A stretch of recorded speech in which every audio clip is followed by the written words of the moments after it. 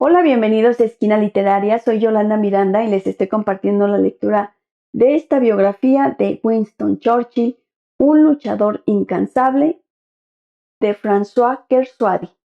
Espero que les esté gustando. Recuerden dejarme sus comentarios, suscribirse al canal, seguirme en mis redes sociales, darle like a la lectura, compartirla y volverse miembros de este mismo canal. El día de hoy vamos a iniciar el capítulo número 2 que se llama Un holgazán brillante. El nuevo virrey y su séquito fueron recibidos con una gran ceremonia en Dublín. Desde hacía ya varias décadas, Irlanda experimentaba una fuerte agitación autonomista que se expresaba políticamente en el Parlamento de Londres y con mucha más violencia en el lugar, con la acción terrorista de los fenianos.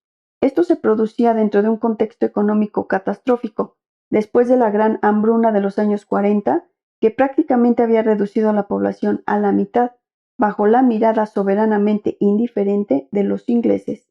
La miseria y la inmigración eran el bien cotidiano de los irlandeses. En 1870 se había votado una primera reforma agraria, pero dejó la mayor parte de las tierras en manos de los ricos propietarios ingleses, que se ocupaban de ellas a la distancia. Por lo tanto, la agitación política se nutría de una reivindicación económica y social agravada por el odio religioso, 3 veces secular, que enfrentaba a los católicos irlandeses con los colonos protestantes. En este difícil contexto, el duque de Marlborough, nuevo virrey de Irlanda, obtuvo en 3 años resultados más que honrosos: una disminución de la agitación política y una modesta mejora de las condiciones económicas.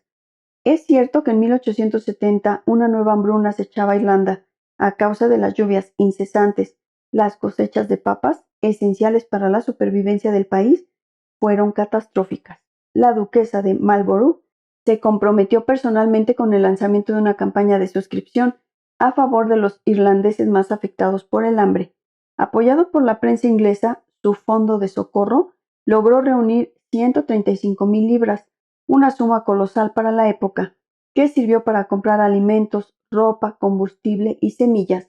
La reina Victoria quedó tan impresionada que envió a la duquesa una carta de felicitaciones. En Irlanda, Randolph Churchill estaba mucho más ocupado de lo que nunca había estado en Inglaterra. Se alojaba con su familia en la pequeña residencia, muy cerca de la imponente casa del virrey, donde recibía representantes de casi todas las facciones políticas irlandesas y los escuchaba atentamente. Era secretario del Fondo de Socorro de su madre, secretario privado de su padre, miembro de una comisión parlamentaria de investigación sobre el sistema escolar. Recorrió Irlanda de punta a punta y se hizo una idea bastante precisa de la realidad económica y social del país. Para un joven diputado que nunca había ocultado sus ambiciones políticas, Irlanda constituía un trampolín perfecto. De paso por su circunscripción de Woodstock, pronunció un discurso tan feroz como elocuente, que asombró a los miembros del gobierno conservador. En Irlanda hay cuestiones importantes y urgentes a las que el gobierno no ha prestado atención. No parece estar dispuesto a prestar atención y quizás no esté dispuesto en absoluto a prestarles atención. Mientras no se consideren estas cuestiones, el gobierno estará expuesto a medidas de obstrucción de parte de los irlandeses. Ante la emoción que provocaron en Londres estas palabras, su padre, el virrey, se vio obligado a escribirle al ministro responsable de Irlanda que las posturas de su hijo no lo comprometían personalmente, y agregó: la única excusa que puedo encontrar para Randolph es que se ha vuelto loco, o que está especialmente afectado por el champaña o el bordeaux locales.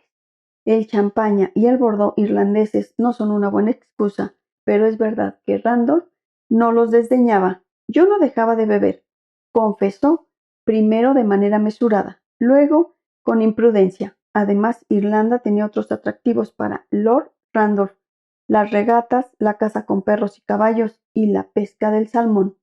No asombra que los primeros recuerdos del pequeño Winston sean recuerdos de ausencia, de su padre, por supuesto, pero también de su madre. Mi padre y ella cazaban todo el tiempo con enormes caballos y a veces teníamos mucho miedo porque uno u otro volvían con varias horas de retraso. Uno u otro. Desde muy temprano Winston se dio cuenta de que sus padres raramente volvían juntos y le costaba mucho más soportar las ausencias de su madre. que las de su padre. Una de sus primeras declaraciones categóricas fue: «No quiero que mamá se vaya. Si se va, voy a correr al tren y lo abordaré de un salto». Pero mamá seguía yéndose y se ocupaba muy poco del pequeño Winston. Lo que pasaba era que la linda Jenny había descubierto enseguida lo que ofrecía Dublín en materia de placeres mundanos, comparables a los de Londres o París. Recepciones interminables, bailes, espectáculos, carreras de caballos, y además estaba la Casa del Zorro, que permitía descubrir la incomparable campiña irlandesa y ampliar el círculo de los conocidos. Así fue como a menudo se le veía con un hermoso oficial, el teniente coronel John Strange Jocelyn, que poseía una enorme propiedad cerca de Dublín, y cuando tuvo un segundo hijo en febrero de 1880, lo bautizó John Strong Spencer Churchill. Claro que puede tratarse de una coincidencia rara, pero lo que es evidente es que Lady Randolph Churchill bien podría haberse hecho cargo de las palabras de una ilustre contemporánea.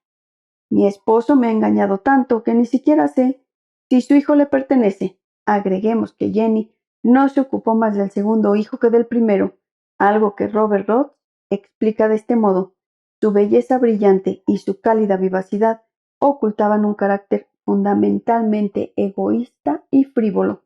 Su hijo mayor no estaba enojado con ella. Mi madre brillaba para mí como la estrella de la tarde.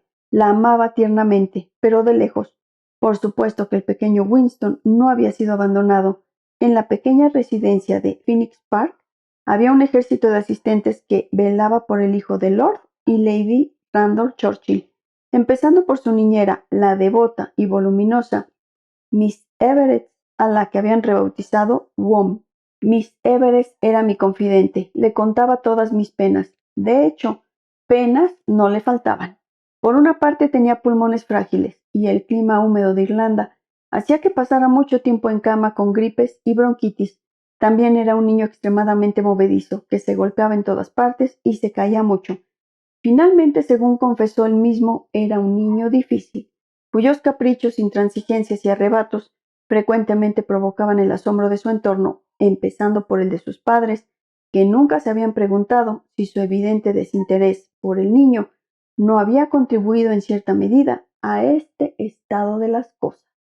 Espero que les haya gustado la lectura del día de hoy de este libro, la biografía de Winston Churchill, un luchador incansable. Los espero en el próximo video para continuar con este capítulo, el capítulo número 2. Muchas gracias por escuchar.